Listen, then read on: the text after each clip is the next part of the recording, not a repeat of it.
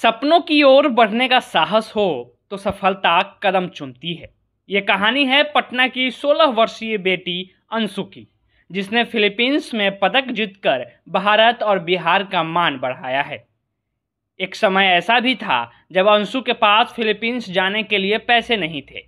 DM CM सहित कई लोगों से गुहार लगाने के बाद भी कोई मदद नहीं मिली।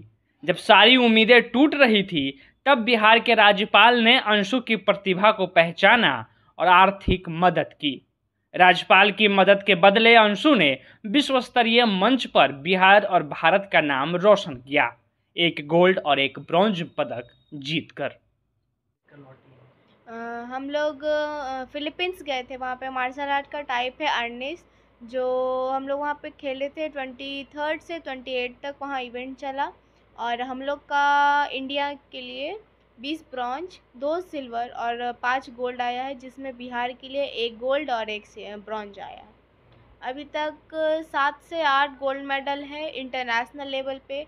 और कराटे ओलंपिक भी मैंने खेला था, जिसमें भी मेरा गोल्ड मेडल है। अभी हाल फिलहाल नेपाल में भी मार्शल आर्ट्स हुआ था, उसमें भी गोल्ड मेडल आया था। मैं मार्शल आर्ट्स जो है क्लास 2 से खेल रही हूँ। वहाँ पे हम लोग का इवेंट चलता था, बहुत सारा अलग अलग कैटेगरी में वो खेला जाता है। मेरा क्लास 2 से अभी तक का जो 7 से 8 साल हो गया है खेलते। हम लोग का इवेंट्स बहुत सारा खेले हैं, state, inter state, district, national, international, अभी वर्ल्ड चैम्पियनशिप। इसके ऊपर भी कुछ होता है कि इसके ऊपर ये वर्ल्ड चैम्पियनशिप तो बहुत हाई है। इसके बाद एशियन है, फिर ओलंपिक है। तो एशियन जो है अभी थाईलैंड में होने जा रहा है, उसमें मेरा चयन हुआ है जाने के लिए, लेकिन अभी कंट्री फाइनल नहीं हुआ है, कहाँ होगा। जी, ओलंपिक में भी जाने का मेरा सपना है, क्योंकि वो बहुत ज़्यादा अचीवमेंट होता है वहाँ तक जाने का भी। तो मैं वहाँ जाना ज़रूर चाहूँगी, मुझे वो मौका मिले कि मैं वहाँ तक पहुँचूँ। मैं अपना सबसे ज़्यादा पापा को ये करती हूँ, क्योंकि वो उन्हीं को मैं देख के मोटिवेट होती हूँ। वो ही मुझे बहुत ज़्यादा सपोर्ट करते हैं। मेरी माँ मुझे बहुत ज़्यादा सपोर्ट करती है, वो बहुत समझाती है कि किस तरह करना है तो आगे बढ़ सकते हैं। अब अंशु की तैयारी एशियन गेम्स के लिए है। उनका सपना है कि ओलंपिक में पदक जीतना। अंशु के दादाजी रामस्वरूप प्रसाद ने गर्व से कहा है कि उन्हें अपनी पोती पर बहुत गर्व है और उम्मीद है कि सरकार उसकी मदद आगे भी करती रहेगी।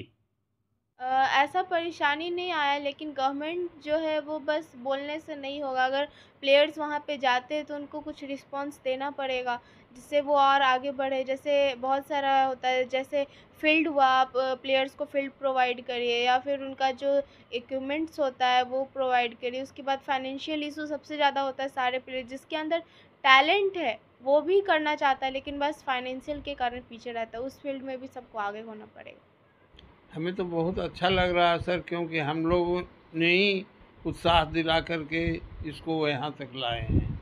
ये करीब करीब 8-9 साल से खेल रही है और श्रेय हम लोगों को ही है कि खेले और जीते। हमें बढ़ा रहे हैं, इसका हौसला देखते हुए हम इसको साथ दे रहे हैं सर। इसका हौसला है कि हम भी खिलाड़ी में अच्छे खिलाड़ी बने। ये तो हम लोग भी इसका बात को पीछे नहीं होने दे रहे हैं और हम साथ दे रहे हैं कि बढ़ो, जहाँ तक बढ़ो।